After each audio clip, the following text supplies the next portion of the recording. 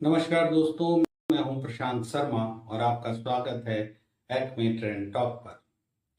आज हम एक ऐसे विषय पर बात कर रहे हैं जो राजनीति या आंकड़ों से नहीं बल्कि सीधे पहचान और सम्मान से जुड़ा है। कल्पना कीजिए, अगर कल सुबह आपको यह साबित करने के लिए सरकारी दफ्तरों के चक्कर काटने पड़े कि आप कौन हैं, तो आपको कैसा लगेगा? साल 2026 में भारत सरकार ने ट्रांसजेंडर व्यक्तियों के अधिकारों यानी पर्सन्स एक्ट में कुछ बड़े बदलाव किए हैं। सरकार इसे प्रक्रिया का कह रही है, लेकिन जमीन पर मौजूद समुदाय इसे एक नई उलझन मान रहा है। आज के वीडियो में हम गहराई से समझेंगे कि 2026 के ये संशोधन वाकई मददगार हैं या इनसे एक नई संवैधानिक बहस छिड़ जाएगी। इस कहानी की नींव पड़ी थी 2014 में, जब नालसा फैसला आया। सुप्रीम कोर्ट ने साफ शब्दों में कहा था, self identification is the key, यानी आप कौन हैं यह तय करने का हक सिर्फ और सिर्फ आपका है। यह एक मोड़ था। इसके बाद आया 2019 का ट्रांसजेंडर व्यक्ति अधिकार कानून। इसने पहचान पत्र, आईडी कार्ड्स और भेदभाव के खिलाफ नियम तो बनाए, लेकिन एक बड़ी कमी रह गई। समुदाय का कहना था कि अपनी पहचान साबित करने के लिए डिस्ट्रिक्ट मजिस्ट्रेट के दफ्तर जाना और मेडिकल स्क्रीनिंग से गुजरना उनकी गरिमा के खिलाफ है। 2026 के आते आते यह उम्मीद थी कि ये मुश्किलें कुछ कम होंगी, लेकिन क्या ऐसा हुआ? अब बात करते हैं ताजा विवाद की।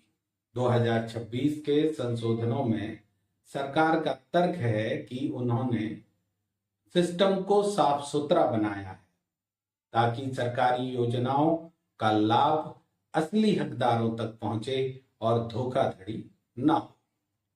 लेकिन सिक्के का दूसरा पहलू बहुत नए नियमों के तहत वेरिफिकेशन यानी सत्यापन की प्रक्रिया को और कड़ा कर दिया गया है।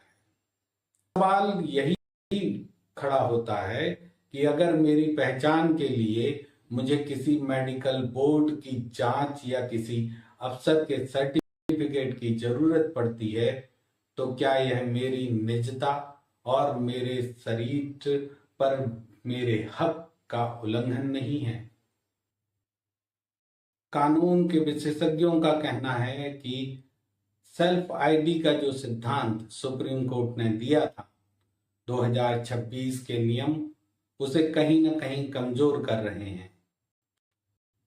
क्या हम एक ऐसे समाज की ओर बढ़ रहे हैं जहां आपकी आत्मा की आवाज से ज्यादा कागज की कीमत होगी?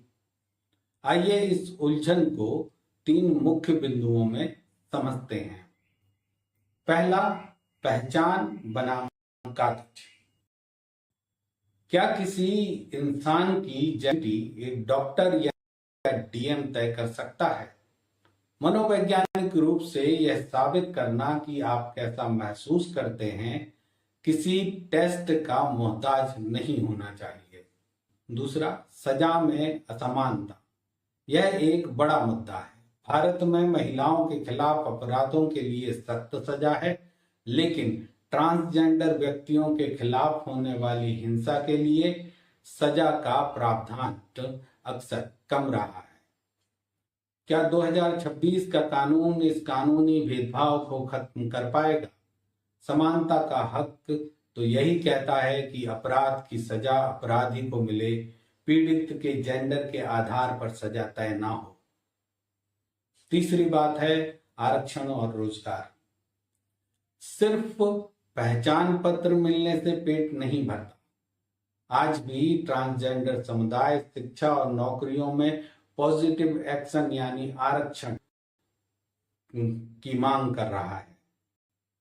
बिना आर्थिक आजादी के सामाजिक सम्मान एक सपना ही बना रहेगा। कानून अपनी जगह है, असली बदलाव तब आता है जब समाज अपनी सोच बदलता है।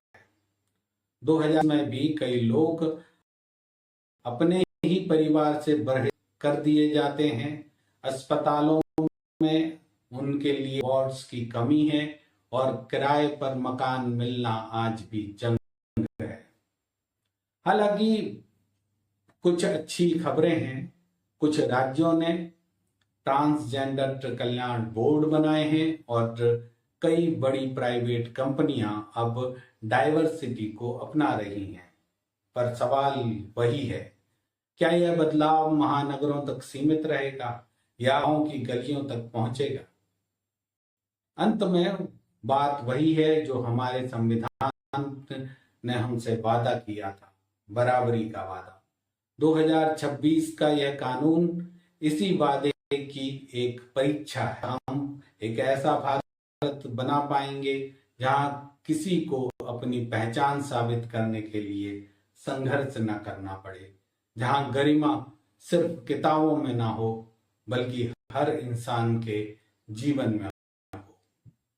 आपकी बारी है। आप क्या सोचते हैं? क्या सरकारी वेरिफिकेशन सुरक्षा के लिए जरूरी है या सेल्फ आइडेंटिटी सम्मान का एकमात्र रास्ता है? अपनी कमेंट्स में जरूर साझा करें, वीडियो को शेयर करें। यह बहस और आगे बढ़े। धन्यवाद।